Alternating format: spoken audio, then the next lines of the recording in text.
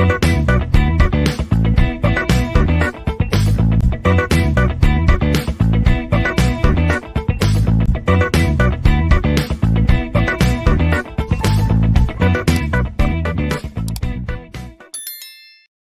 students, in the present session, I'll cover BC planning life cycle. From the conceptualization to the realization of BC plan, a life cycle of activities can be defined for the business continuity process.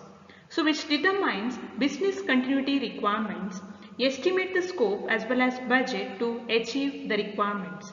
So basically it covers analyzation, solution design, implement, testing as well as acceptance followed by the maintenance parameters. BC planning must follow a disciplined approach like any other planning process. Organizations or industries today dedicate specialized resources to develop as well as maintain BC plans. From the conceptualization to the realization of BC plan, a life cycle of activities can be defined for the BC process. So we are having some 5 stages under business continuity plans like establishing objectives, analyzing, designing and developing, implementing as well as testing, training and axing and maintaining. So several activities are performed at each stage of BC planning life cycle, which includes the key activities like the first one is establishing objective. So under establishing objective, which determines business continuity requirements, estimates its scope as well as budget to achieve the set requirements, select the BC team and considering the subject matter experts from all areas of business, whether internal or external. So under establishing objectives, so we have to consider some key parameters like, so initially we have to determine the BC requirements, estimate its scope as well as budget to achieve those requirements, select one team, that is business continuity team, by considering subject matter experts from all areas of the business, whether they are internal or external to it, and later create some set of policies. So those policies are called as business continuity policies. So these concepts comes under establishing objectives. So next we'll take analyzing. So after establishing those objectives, we have to analyze the collected informations. So collect informations on data profiles, business process, infrastructures, supports, dependencies and frequency of using business infrastructures. So after that, analyzing in the sense collect the informations on data profile, infrastructure as well as frequency of using the business infrastructures. So later identify the critical business needs and assign recovery priorities. So later assign recovery priorities. So later after that create risk analysis for critical areas and mitigation strategies. So create risk analysis. So collect the informations, identify the critical business needs and perform the risk analysis. So next is conduct a business impact analysis, that is BIA. So business impact analysis. So create a cost and benefits analysis based on the consequence of data unavailability. So we have to create a cost and benefit analysis based on the consequence of data unavailability. So now we can consider some evaluation options like designing and developing. So designing and developing. So define the team structure and assign individual role as well as responsibilities. Create one team and create the structure of that team and assign the individual roles for each and every persons within the team. For example, different teams are formed for activities such as emergency response, damage assessment and infrastructure and other application recoveries. For example, different teams can be formed with respect to different activities like emergency response, damage assessment and infrastructure and application recovery. Design data protection strategies and develop infrastructure. So how we can protect the data? Set some strategies for protection of data as well as develop the infrastructure. Develop contingency scenarios, develop emergency response procedures, detailed recovery and restart procedures. So these are the some key factors need to be considered under designing and developing concept. So next is implementing. Implement risk management and mitigation procedures that includes backup, replication and management of resources. So whenever the disaster comes, the major role of backup and replication is important. Why? Because if the data is completely backed up or it is replicated, that instant the original data can be taken from the backup copy or replicated copy. Prepare the disaster recovery sites that can be utilized if the disaster affects the primary centers. So that means maintain the duplicate copy of the data or the entire data center so that during the occurrence of disaster the data can be recovered from the recovery site. Implement redundancy for every resources in a data center to avoid single point failure. So in the case of single point failure, if we are not maintaining the redundancy, so at that instant we cannot recover the data or we cannot access the data. Training, testing and accessing and maintaining. Train the employees who are responsible for backup and replication tasks of business critical data on the regular basis. So regular basis the data need to be backed up or need to be replicated, so that those employees need to be trained periodically or whenever there is a modification in the BC plan.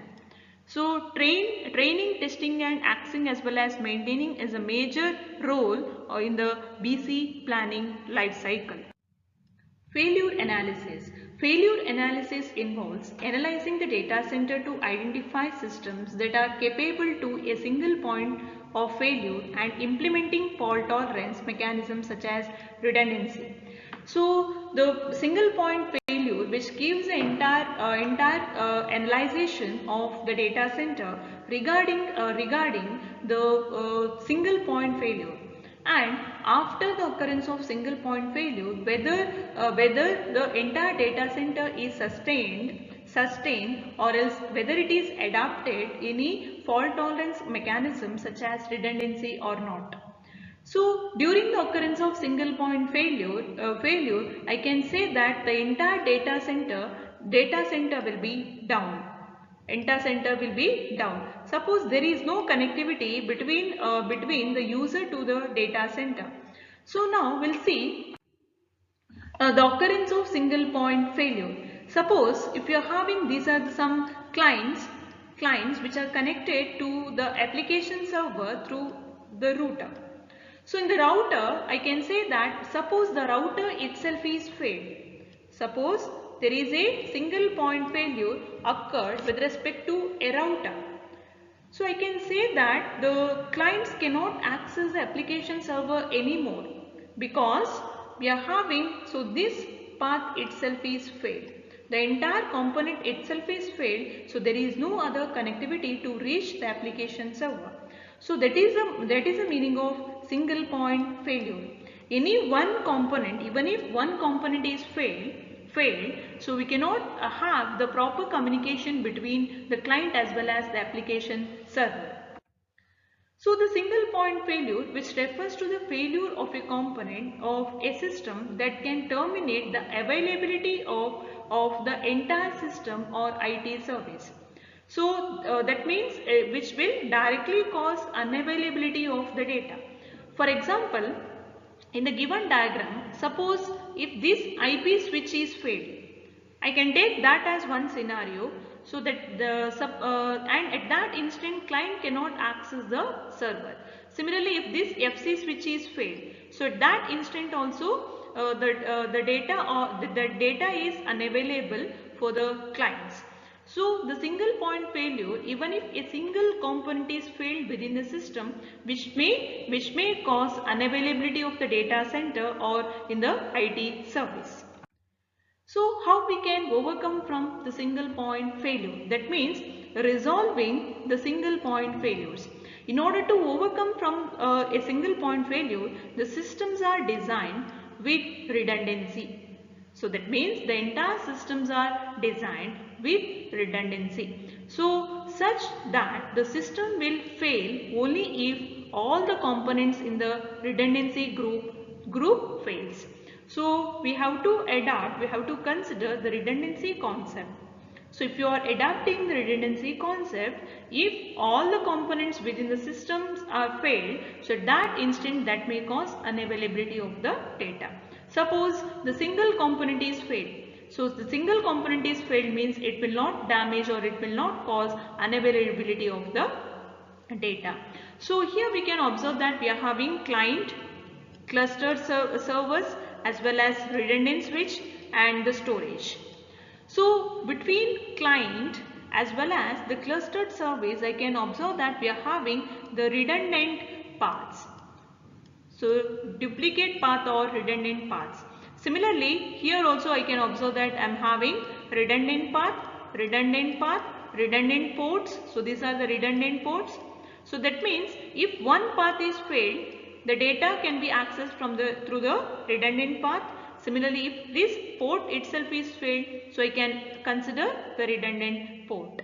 So even in the switch, so if you are having, this is the initial FC switch we used.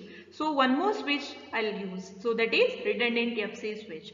So within entire system we are implementing redundancy concepts so that we can avoid unavailability of the data during the occurrence of single component failure. And so single component is component failure.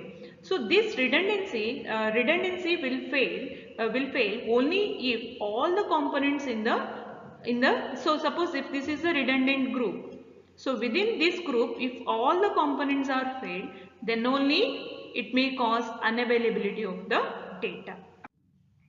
So configurations of multiple HBAs to mitigate single HBA failure. So I can consider multiple HBAs, host bus adapter, in order to overcome from single HBA failure.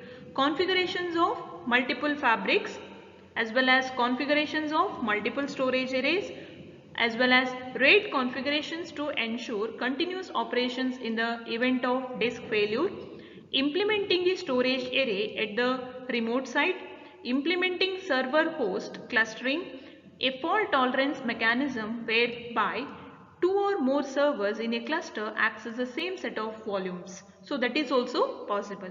So next is cluster servers exchange heartbeats to inform each other about their health. So in one of the server, if any one server is failed to provide the service, so then the other server takes up the complete work of the failed server. So in the case of clustered service, they'll exchange some set of informations between those two servers. So suppose one server is failed to provide the service, so at that instant the other server will take up the complete workload. So multipathing software, configuration of multiple path in order to increase the data availability through path failover. So during the occurrence of path failed, suppose the path between client to the server is failed, so at that instant, so you can go for multipathing. So we have to adopt more than one path or more than one way for the communication. The servers are configured with one IO path to the data. There will be no access to the data if that path fails. Suppose if I am having one client, as well as one server. So this is the single path is established between server and the client. Suppose if this path itself is failed, so this is nothing but single path. This is nothing but single path. If that path is failed, so we cannot communicate each other. So redundant paths, so we have to use redundant paths, eliminate the path to become single point of failure. Multiple paths to data also improves I/O performance through load sharing and maximize server as well as storage and data path utilization. So we can adopt, instead of single path, we can adopt multiple paths so that we can improve the data, we can improve I/O performance through load sharing. We can go for load sharing and maximize the server storage and the data path utilization. Next we'll take business continuity technology solutions. So we can consider two backup methods here. The first method is hot backup method and the second one is cold backup method. So during cold backup, the application is not active during the backup process. So that means during the backup process, so suppose if this is the data center and have to take the backup, but application is not active. So that means here whenever the backup process is considered, at that instant users cannot access the data. Cannot access the data center. So that is the meaning of cold backup. So during cold backup, the application is not active during the backup process.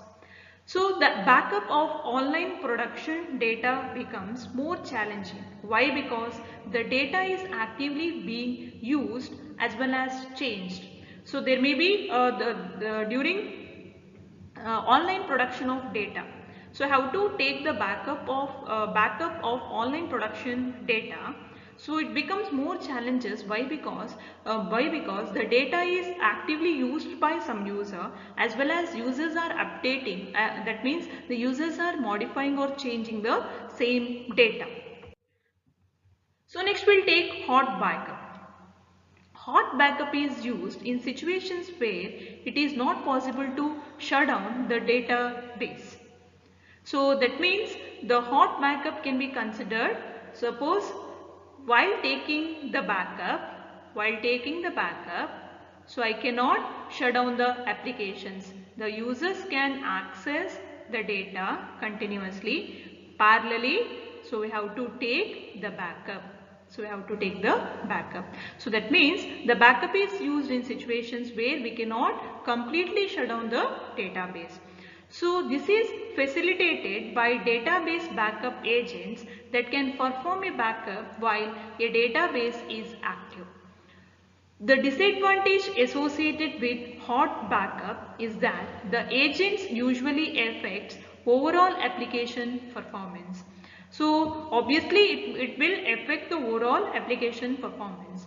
A point-in-time copy method is deployed in environment where the impact of downtime from a cold backup or the performance resulting from the hot backup is unacceptable. So in order to overcome from the drawback of cold backup as well as hot backup, we can go for point-in-time copy method. So I'll specify some amount of time at that instant the copy of the snapshot of entire data center will be taken. So pointer-based PIT, point-in-time copy, consumes only a fraction of storage space and can be created very quickly. So we can consider pointer-based PIT where we cannot adopt both hot as well as cold backup process. So backup targets. A wide range of technology solutions are currently available for backups. So tapes and disks are the two most commonly used backup medias. So we can use either tape or disk in order to store or in order to copy the backed up data. The tape technology has manufactured to scale to enterprise demands, whereas backups to disk is emerging as a viable option with the availability of low-cost disk. Virtual tape libraries can also be used as backup medias. So backups to tape. Tapes, a low-cost technology, are used extensively for backup. Tape drives are used to read as well as write the data from or into the tape cartridge. Tape drives are referred to as sequential or linear access devices. So tape libraries are nothing but either the sequential or linear access devices.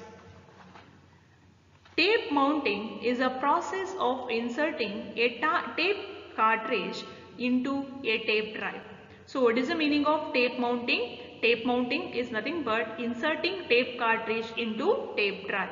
The tape drive has motorized controls to move the magnetic tape around, enabling the head to read or write the data. Physical tape library. The physical tape library provides housing and power for a number of tape drives as well as tape cartridges along with a robotic arm. The backup software has intelligence to manage the robotic arm and entire backup process. Though in the case of physical tape libraries, consisting of the number of tape drives as well as tape cartridge followed by a backup software. The backup software has the intelligence to manage the robotic arm movement as well as the entire backup process task. So in the case of virtual tape libraries, which uses disk as backup media, it consisting of emulation software that has a database with a list of virtual tapes, and each virtual tape is assigned a portion of a LUN on the disk. A virtual tape can span multiple LUNs, that means more than one LUN if required. The file system awareness is not required while creating backup to disk. Why? Because the virtual tape solution use raw devices.